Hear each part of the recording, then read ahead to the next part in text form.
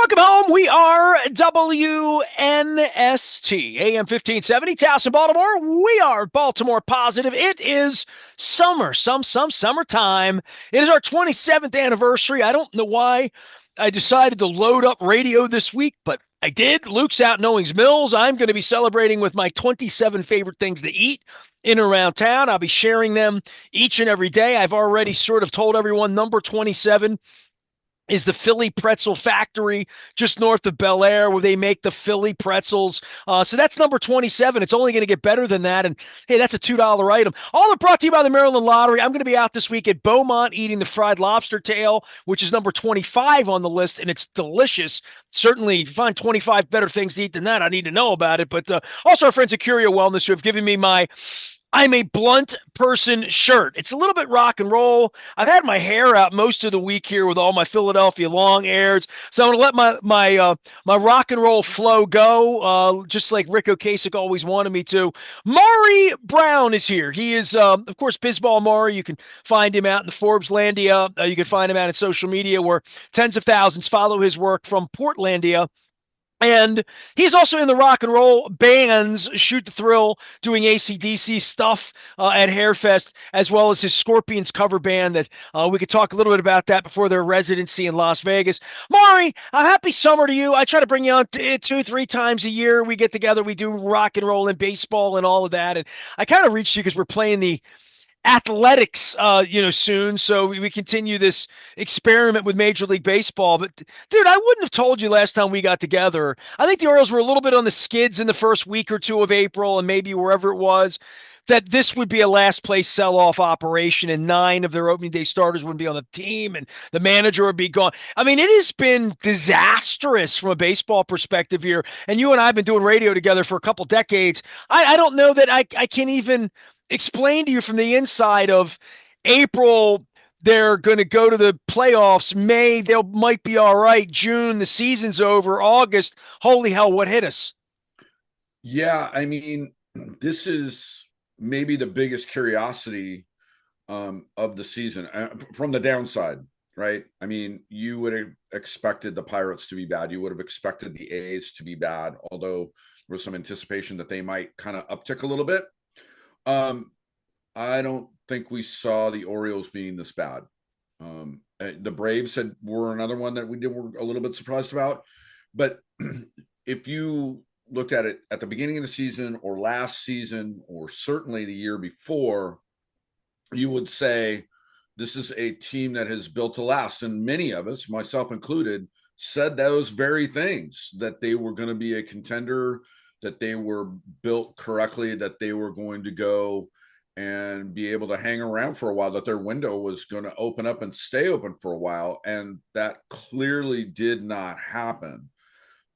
Why that is the case is, of course, a topic of hot discussion. But they did, I think, what they had to do. As depressing as it was, Nestor. I mean, you and I talked about O'Hearn, and I said they needed to blow it up. They didn't go as far as the Twins, which of course are up for sale, right? So that was going to be a fire sale if they were going to go that route. But the Orioles are right there behind the Twins in terms of, okay, let's go ahead and dump some key guys as well as some prospects and try and reload and see what they can do for next season. The only way that this thing turns out right for next year is if they're active in free agency as well. And it just did not go right, man. It's just a bad look for the Orioles. Well, and pitching cost a lot in the offseason. It always does. It doesn't come cheap. And these 16 prospects they've picked up, and a couple of them will play in the big leagues, I'm sure, and play well. I think Elias has been decent at identifying this kind of talent. And I mean, even the Trevor Rogers trade from a year ago was not smelling good at all, with Stowers being an all-star. But, the manager being bootlegged out, 9 players being thrown out, the basic core of Henderson, Holiday, Westberg, Rutschman, Cowser, none of them smelling all-starish at all this year. And then the pitching implosion and arms falling off, not just of their own guys. Corbin Burns got 230 million in Arizona and his arm still fell off. So that is an industry issue. And once you and I go down that lane, it'd be like talking about the ACDC catalog from Bond to Brian, but never Axel. But I would say for me, the notion that arms are falling off and you have nothing behind it, the fact that you look back through 7, 8 drafts and see that you didn't really draft pitching, you've traded for some pitching, but the notion was Angelos was owning this team. I mean, it all happened very suddenly that Mr. Rubenstein took over this operation. I mean, it kind of came to a halt quicker than even I anticipated in the end after holding on forever. So the fact that there be new ownership, new blood, all this young talent, they've really whiffed in the offseason. Not that they could have wasted a lot of money on Corbin Burns, but the Rodriguez arm situation where Batista is right now, the pitchers they bought, the way they bought remnant pitching and thought that their young pitching was going to come on, the way that Bradish has gotten hurt, Wells has gotten hurt, Batista got hurt. Like, they've had a lot of things go wrong, but it really exposed the fact that they had no depth. They're really lacking depth.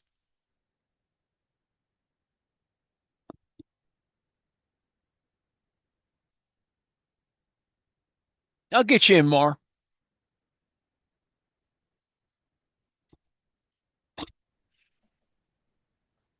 I got you back now. There you go. Yeah, I'll be able to edit it out. So we had a little bit of a hiccup. I don't know what happened, but I was going on and on about their woes and their pitching and what they need to do. But the off season and spending money, it's going to come back to them spending money.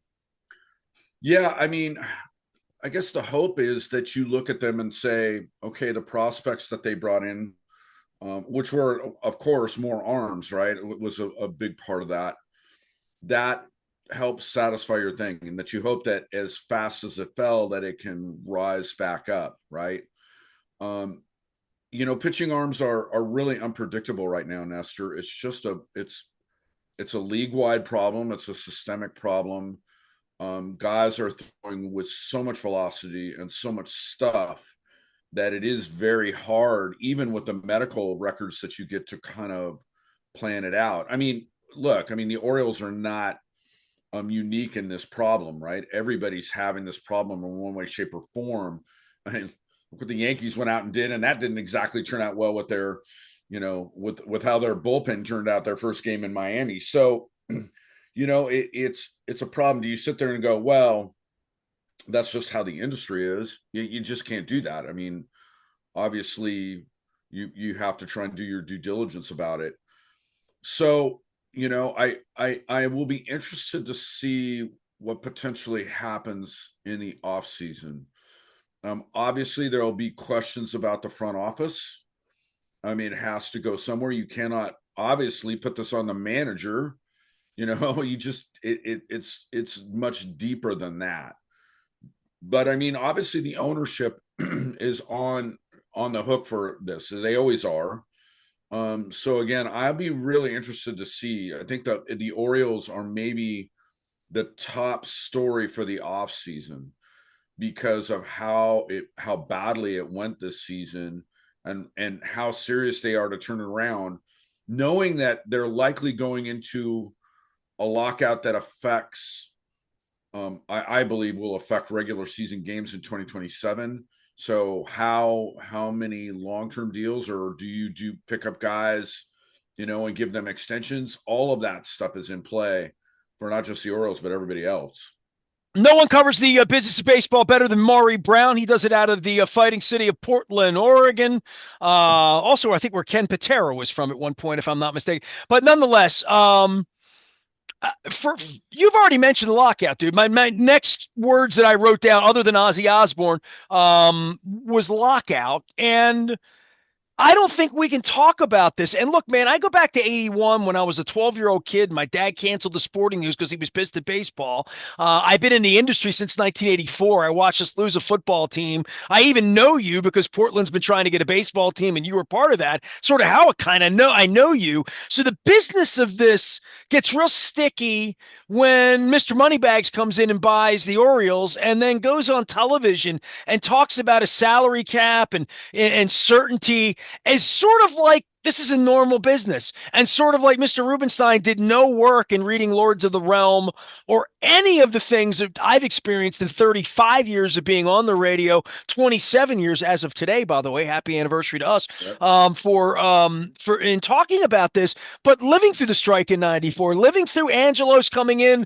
as a white knight and saving Bud Selig back at the turn of the century, and it's ongoing, and it's the never-ending war between us and them. And fans are neither the us or the them. It's the millionaires and the billionaires, and now it's corporations and lawyers. And this whole off season of hope and promise, and we're putting all this money into Camden Yards as taxpayers, and they've blown the press box up. They're going to move that out. Excuse me, the Jim Henneman press box, and they're going to move that out to the moon, and they're going to do all of this, and then they're not going to play baseball. Right? I mean, like then on top of all of this, we're going to endure this. This generation's going to endure this. Yeah, it so obviously the investment and what goes forward on the business side, if they all, and this includes the players association, certainly the owners are taking the long view, right? I mean, they'll say, well, if it goes into a lockout and it does go into affecting regular season games, well, we'll eventually come out of that, and we need to make these investments anyway. They'll hope for a cap. If they can't get a cap, they'll hope for some other concessions, because by and large, Nestor, the players won the last labor negotiation rounds. The owners did the year prior handily, so the players were trying to claw back. It's first of all, we I don't think we will ever see a strike again in baseball if again we are in this position in future labor deals. We won't. The owners have figured out, and this is across all sports, that's better to lock the players out in the off season. It puts more pressure on the players. Certainly earlier in the season, it benefits the owners to have it happen at the beginning. It puts pressure on the players, right? In baseball, right? If you lose, certainly the end of March, April, I mean, that's when the weather's the crappiest. Well, baseball's It's always not, been willing to piss that away, right? yeah, Baseball's never had a problem being 2, 3, 4 weeks late, kind of like Spicoli getting to class, right? They're never yeah, never afraid to get a little late. yeah. So, in terms of that, it puts pressure on the players early on. Once you get into summer, it affects them. Here we're going to have a conversation about whether, I mean, we're already having it. It's incredible that here we are this far out, and people are like, hey, they're going to have the All-Star game at Wrigley Field in 2027. Is it in danger? I don't think it goes that far out. But again, first of all, my own personal feeling on this, and it's the feeling of a lot of others, is that um, the ability to get a pure socialist system that where everybody's evenly balanced and you will have true parity in The terms way of we know it economic. in the NFL, correct? Yeah, you're never going to get that in baseball. I mean, you can go ahead and you can move skill players around in the NBA or in the NFL and immediately move the needle. I mean, you go and get a wide receiver core and a good quarterback, and you can, you need a front line, but you can still do quite a bit of damage with that and make changes rapidly. And you just don't work that way with baseball. Your offense is up every inning and a half at the plate. Your pitching's up every fourth day. It just really requires very evenly spread out roster construction. And so, look, if you did a floor, let's say you did a floor that went up to $150 million, and you're never going to be able to get to a point to where there's pure socialism for a number of reasons, right? I mean, the bottom teams are never going to go beyond the very bottom. The teams at the top will still have the advantage. I think the biggest thing here, Nestor, is so okay. Let's have a cap. Rob Manfred's concerned about competitiveness. Where's the cap on the ownership side in terms of the front office, in terms of scouting? I mean, if this is really about trying to get parity in terms of economics, it's not just with player payroll. honestly, this is How do you about. do that? How do you get the Dodgers and the Yankees on the Mhm. same play? It'd be like saying New York City's going to have the same operating budget as Bemidji. You know what I mean? Like it's not Right. it's apples and grapefruits, and the sport's been on this for all of our lifetime, Maury. Ever since free agency, yeah, for 50 years, it's been like this. Yeah, you're never going to get it. You're never going to be able to get it. There will always be big market advantages. Players will want to go to larger markets where they can market themselves. Well, no one wants to And go to Sacramento now, right? I yeah, mean, is yeah. I mean, it does get into that whole situation. So, look, man, the largest reason for this on the ownership side is to increase franchise values. They look at the valuations. If you look at the Lakers being sold for $10 billion, it's a situation in which you're just simply looking at it from the ownership's money side. So this is really, I but it mean, is a right? business to them. I mean, It Mr. is. Rubenstein a year ago was this is a philanthropy. Sure, it is. You spend $1.8 billion and you get to answer to people, and you're in last place, and your TV network is shit, and the whole industry is a mess, and they're about to lock out, and you're out speaking of what you have no idea in regard to labor. Like for an owner to speak out about a salary cap in some sort of random way without being coached up that we can't talk like that around here is really, I mean, it's almost disturbing from the Baltimore perspective of where we've been here the last 30 years and what the offseason from the Maury, the baseball guy, and me and Luke, and we talk about they need pitching, they need pitching. The ownership is like, where's our cost certainty here? David, we put all this money into this. Now they're going to lock out. What industry have we entered? We should have put our money into pig bellies. Yeah, I mean, on the cost certainty side, again, taking the long view, that's the other component. I mean, that is the largest component. That's why franchise values would go up because you would know pretty much where are at. I mean, are you going to get a system like the NBA where it's largely slotted and you know pretty much where things are at?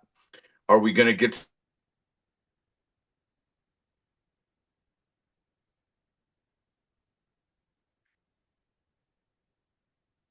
non-tracks? I know the worst thing about this, Nestor, is that this is not the first time that they've tried to challenge the players. Now, look, Rob Manfred has gone out and made a case and said, look, if we had tied your salaries to industry revenues, you guys would have made a lot more money.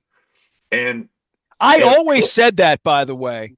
I've across, always said, like, if they were really smart, they'd get the floor as high as they could get it, and then they'd all go play ball. They'd have to, the Pirates and the Angeloses and, the poor little sisters would have to play ball, Tampa Bay, and they'd have to be real franchises. And that would be, but I don't think they would never get everybody to agree to any of this, which is why nothing's moved in 50 years.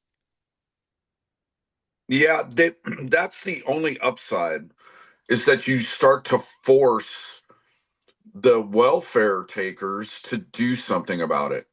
And I don't know if Baltimore fits into that model, but there are certainly others, the A's, the Rays, the Pirates, that have been sitting there at the bottom just collecting money and not reinvesting it. And that's been a huge bone of contention for the Players Association.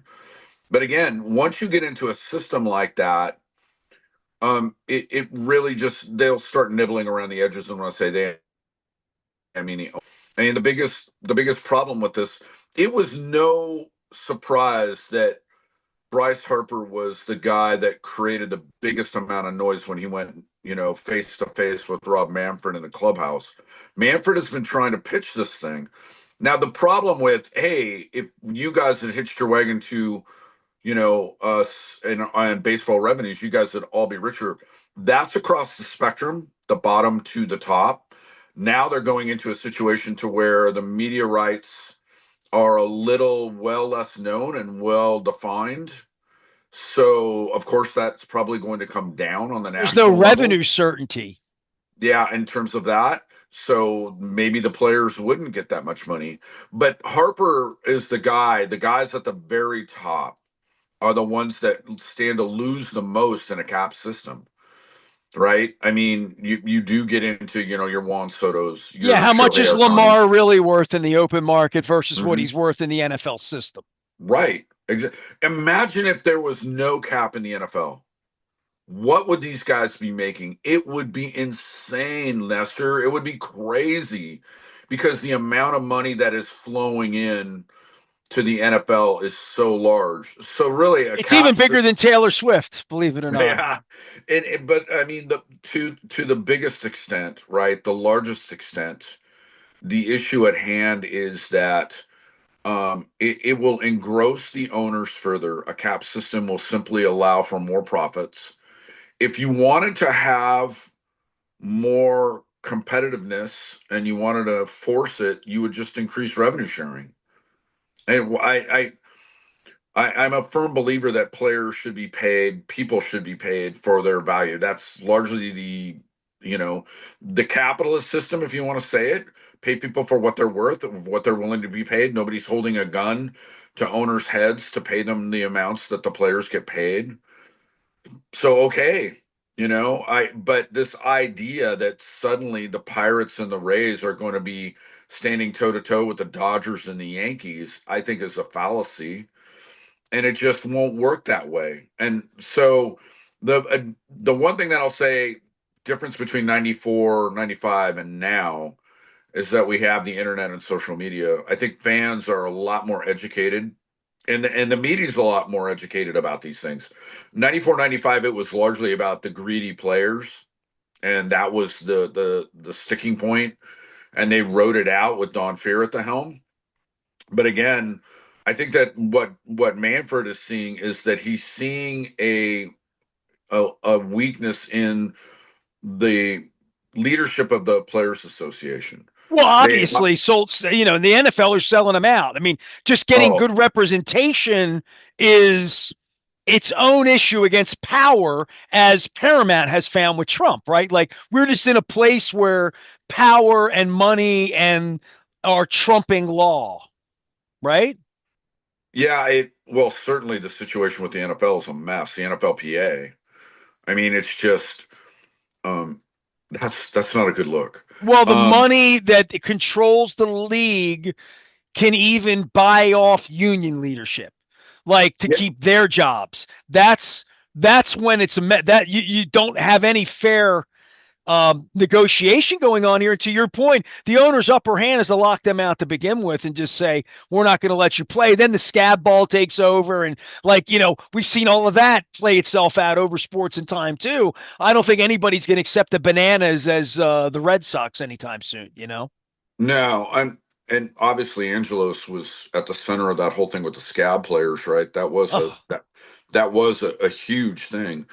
But again, I I would be surprised, Nestor, if we saw anything go into June and certainly July.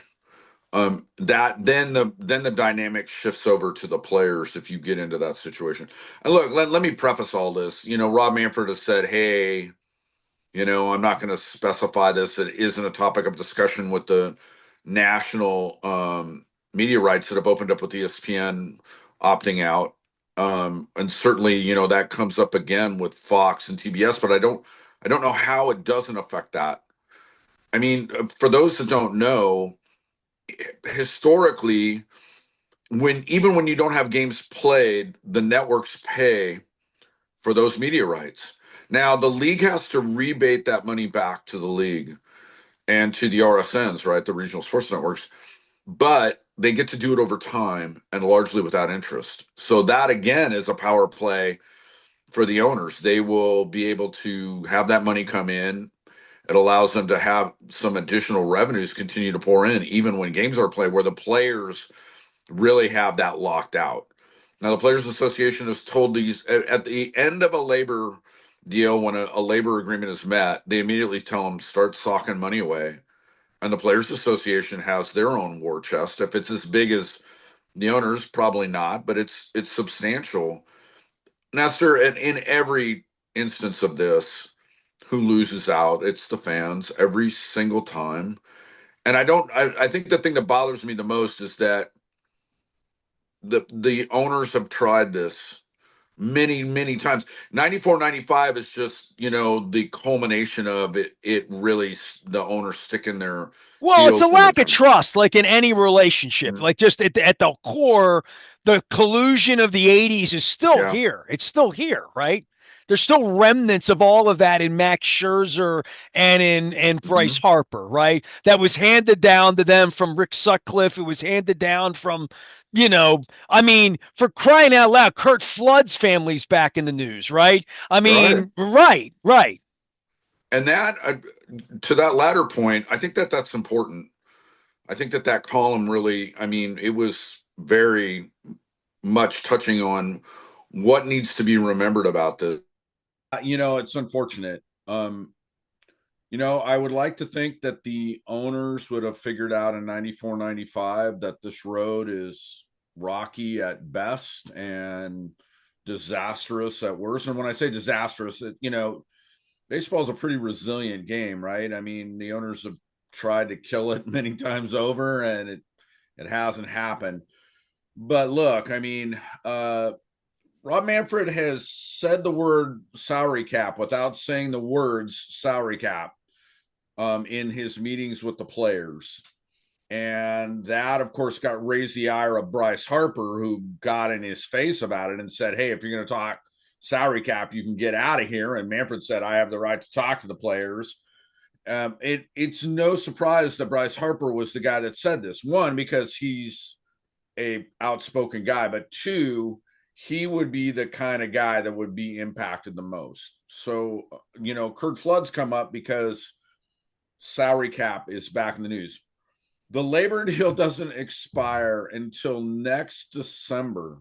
And here we are already talking about it. And it's pretty obvious that the owners are going to try and go there.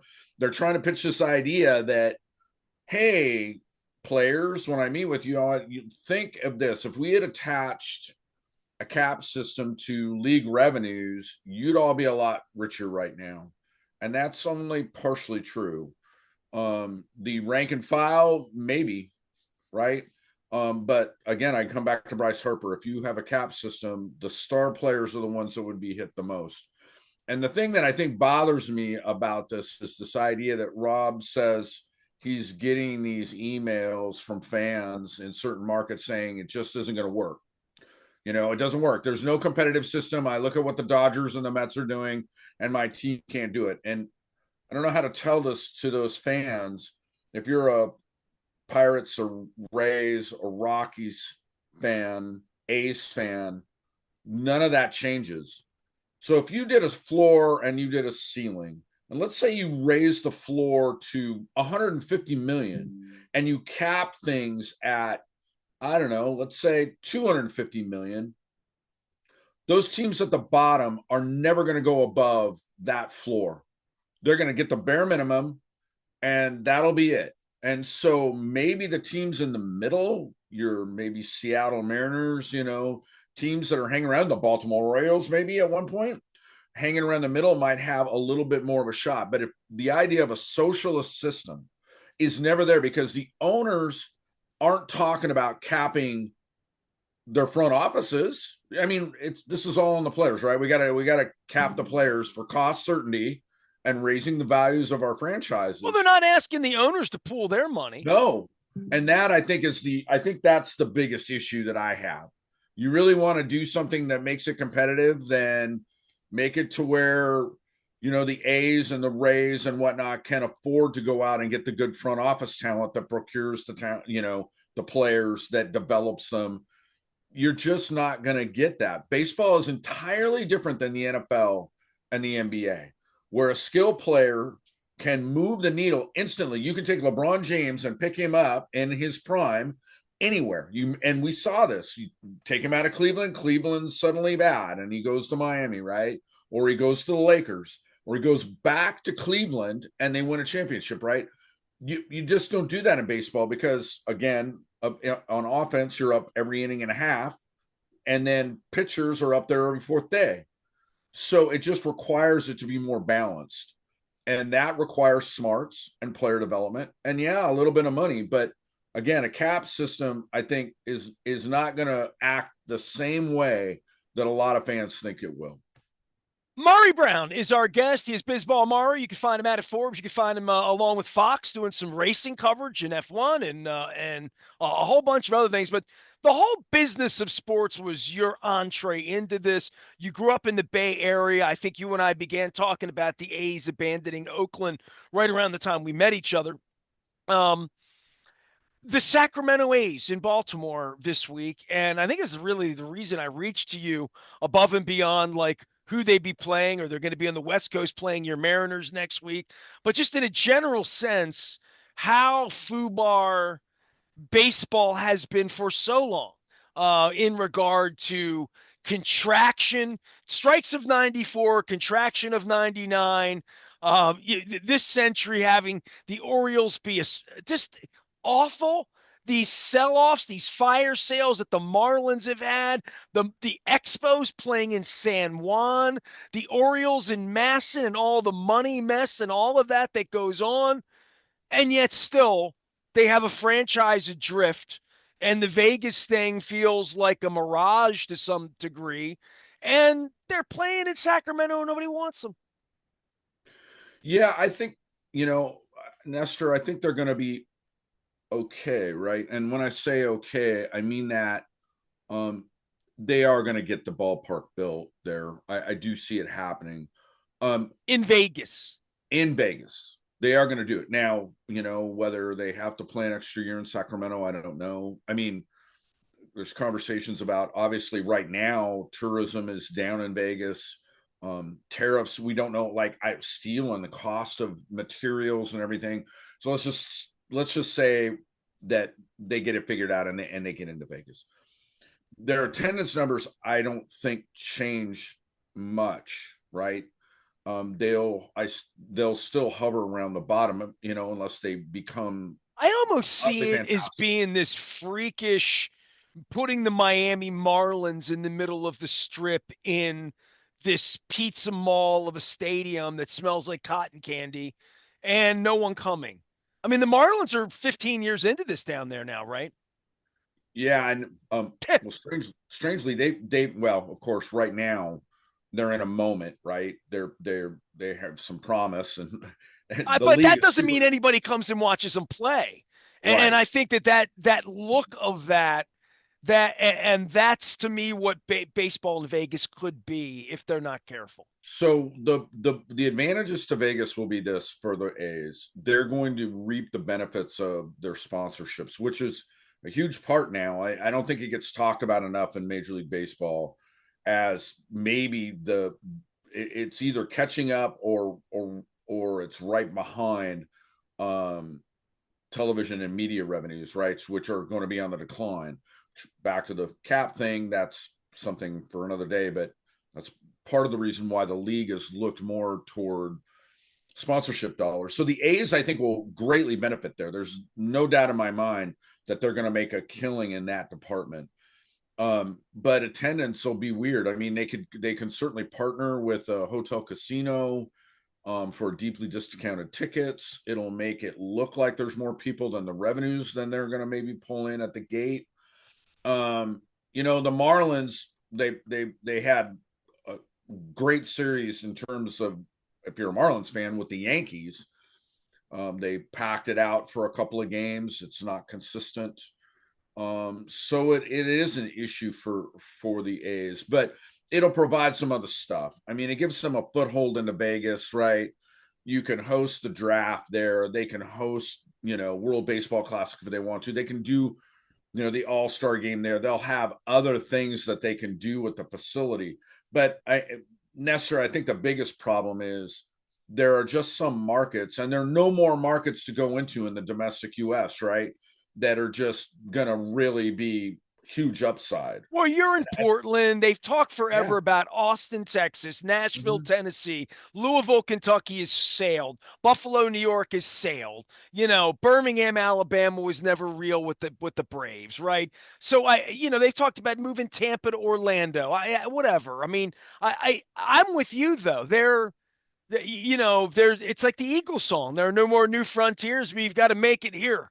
Montreal might be it. I mean, look, the NFL wants to put teams all over Europe, right? And baseball just can't even figure out how to make Baltimore better. She sent out her season ticket renewals, Maury, during the middle of this phone call, and they added 3%. They're in last place here in Baltimore. You know what I mean? Like they don't, the business sense of this doesn't seem to add up, especially on the media side. Anytime I talk about it, and that's why when I think they get in a room next year and they have a real good fight with the players over the revenue, I don't even think they know where the revenue's coming from. They don't have any revenue certainty like they've had in the past, in the Well, way they've had it in the past. but that's why they want a cap. I mean, that really is it. So if you go and you look at it, right, and you go, we don't know what's going to largely happen on the media side, right? They're going to negotiate this 3-year gap with these ESPN rights. It's going to probably be split up, maybe NBC, Apple, maybe partially ESPN. I don't know, right? I mean, the ESPN deal with the NFL and WWE kind of points the way to where ESPN might get back in play with Major League Baseball. But what they're trying to do is align it with 2028 when the Fox and TBS deals come up. And so you're in this weird state. And I don't know. Rob Manfred has said that it hasn't come up in discussion, but I don't know how it isn't. TV deals work on the premise that historically, even when there are no games played, the networks pay. So that comes to the advantage of owners in a lockout situation where you start to get into spring training and early season regular games may be potentially lost in a lockout. They're still getting that TV revenue. They have to rebate it back, but it can be done over time and with zero or very low interest.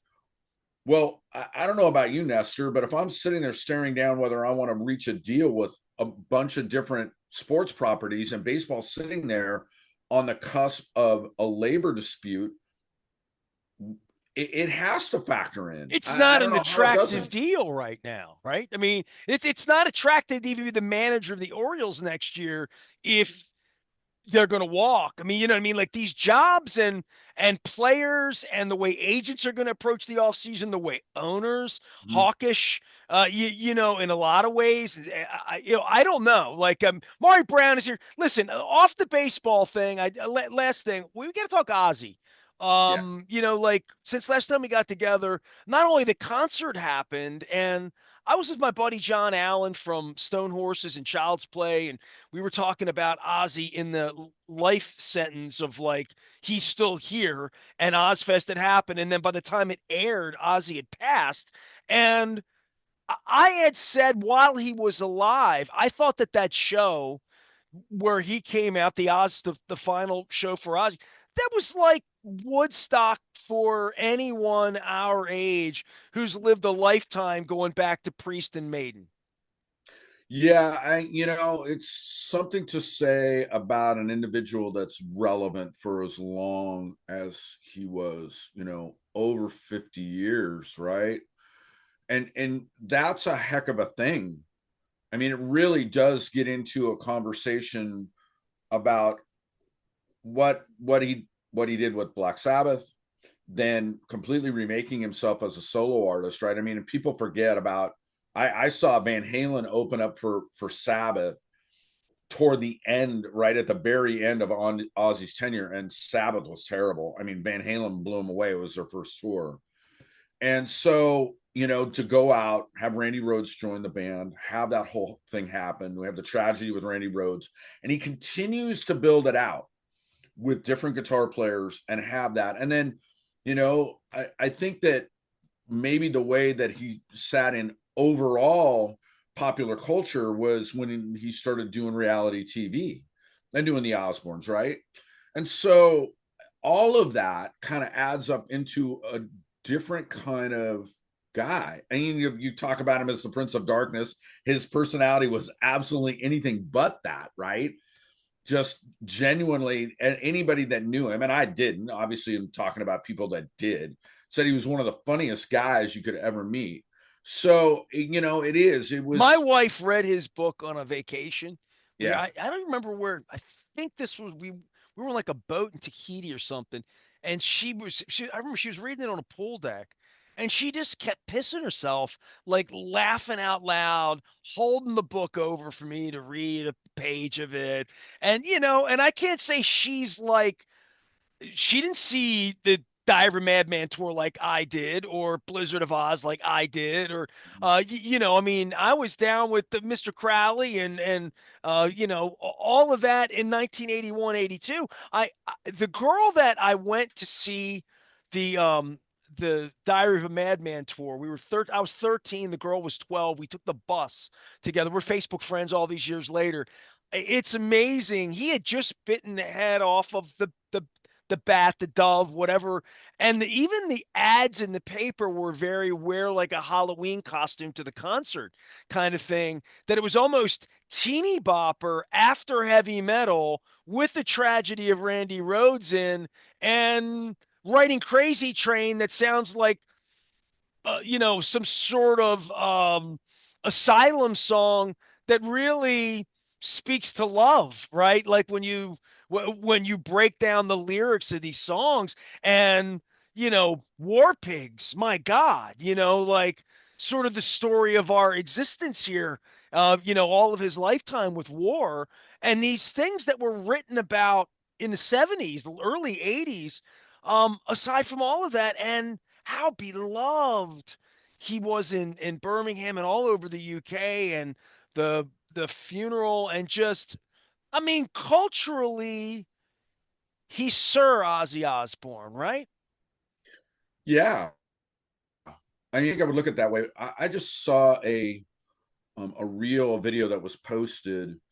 All of the memorabilia, all the flowers and everything that were left in Birmingham for him, they very carefully took all of it and put it in a huge warehouse, laid it all out, and is documenting all of it.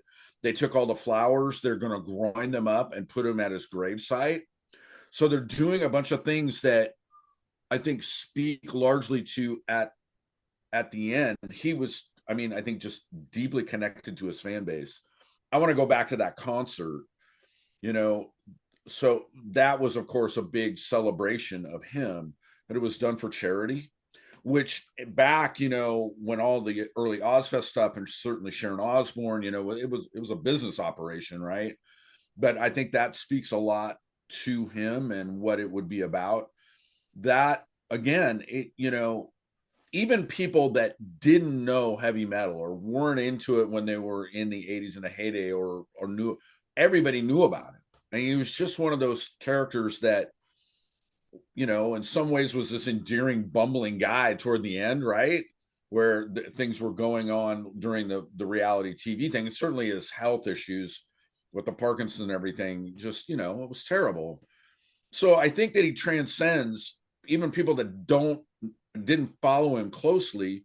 Certainly a lot of people that didn't follow Sabbath, right, know of him. They know certain songs and the impetus for heavy metal. I know a lot of people talk about Helter Skelter by the Beatles, but to me, that first Sabbath album is the impetus from which everything else flows. If you listen to it now, I mean, the Doom and Desert Rock thing, which, if you're into Caius, if you're into any of that kind of sort of thing, even Queens of the Stone Age, all of that stuff is a huge resurgence right now. So like Sabbath is in vogue as a style, and that all comes back to Ozzy. So again, it is a once in a lifetime kind of guy. I think again, we're at that point, Nestor, you and I, where some artists like that, whether it's Paul McCartney or whether it's Robert Plant or Jimmy Page, Keith Richards, I think will probably live for another 100 years. But, I mean, jokingly aside, we're starting to see those guys that are iconic starting to drift. And it's sad because live rock and roll does not have the prominence that it did for a very, very long time. And we're nearing the end of that as kind of the mainstay in music. And it's sad. It really bums me out because there is live music with guitars and amps and everything, and it's there, but it's not as popular as it once was. Well, yeah, I mean, this has been one of those summers for me to make sure I'm seeing bands Mhm. before, while I can. I saw Cheap Trick a couple weeks ago. I saw Rod Stewart, loved it. Awesome. Saw the Black Crows this week, seeing Styx and REO Speedwagon, or the remnants thereof, and Kevin Cronin's band, and Don Felder. So trying to figure out the Eagles in the Sphere, trying to figure out Paul McCartney in the desert. So there's things happening for me too, knowing like time, is not Mhm. on my side. No, it's not. Maury Brown is here. Yeah, just the last thing on the Ozfest to me was it spurred on my Live Aid memories because I attended Live Aid in '85 in Philly. My buddies went to London, and and someone said to me, "Did I ever see Black Sabbath?" And I'm like, "Yeah, they played Live Aid in Philly." And somebody said to me, "Did you see Simple Minds?" I'm like, "No, I never saw Simple Minds in there." I saw Simple Minds in Philly at Live Aid. Like that Live Aid thing reminded me of the Oz Fest thing. And part of Ozzy's, not just his charm, but Sharon's business acumen and her Mhm. father and where that came from on the business side was just making him a godfather of rock 30 years ago. And the festivals themselves became like Lollapalooza, like Lilith Fair, like any of those type of those academies of making bands, quite frankly, summer after summer coming Mhm. through. That's really the legacy for what he did for all of that genre of music, right? Like anything that's derivative of Sabbath that would come down that tree. Ozzy owned that space because every band played on his tour at some point over 30 years. Yeah, and that is, I think, the way that you kind of look at it. Like I don't know what they're gonna do, but I can't think of a greater tribute to Ozzy than to continue it as Ozfest, right? He won't be there. He might not perform at it, but to continue that, I mean, Well, you put I, the right bands on it, it's a great yeah, brand, right? yeah. Yeah. I mean, again, it is that thing, and I will say this, that the influence, right? And I talked about that a little bit.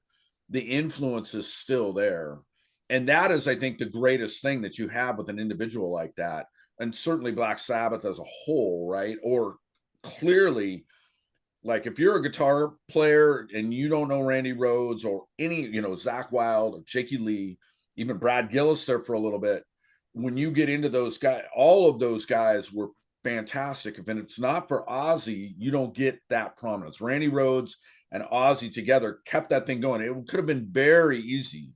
I think most people thought that Sabbath would be, ride way ahead and go forward with Ronnie James Dio, and that Ozzy would drift off into nothingness. And it was wild. The both of them kept going and became this great thing. And having Ozzy come back, I went and saw that reunion tour.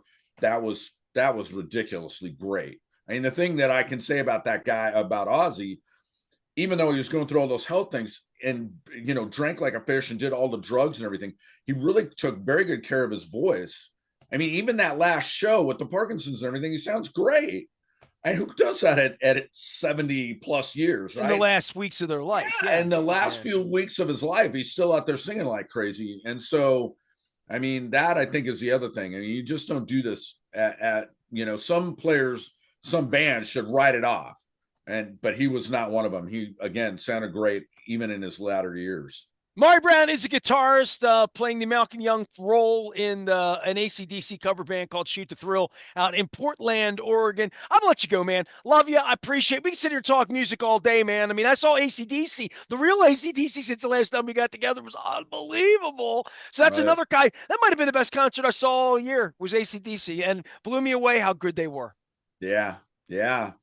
Can if they're riding off into the sunset, at least they're going out on the right note, right? Man, we had a great night, even though we had to go to the Commander Stadium to do it. So it was fun. Maury, we'll be following along. You want to plug anything? Tell everybody how to find you. Bizball Maury, out at Forbes. You're doing F1. You're doing a whole bunch of stuff. You're a very available individual, Maury Brown. Yeah. You can. Hey, I'm back on Twitter. It looks like I can't believe I'm doing that thing. So you can find me at Bisbal Borney there. Certainly at Forbes, and yeah, I'll be covering the Vegas race, the F1 race, covering a story for on Fox Sports first year with IndyCar, and of course the labor situation with Major League Baseball. All of that on Forbes. And the Mariners' first World Series Oh yeah, victory this year too, not a right? World Series, but yeah, a lot.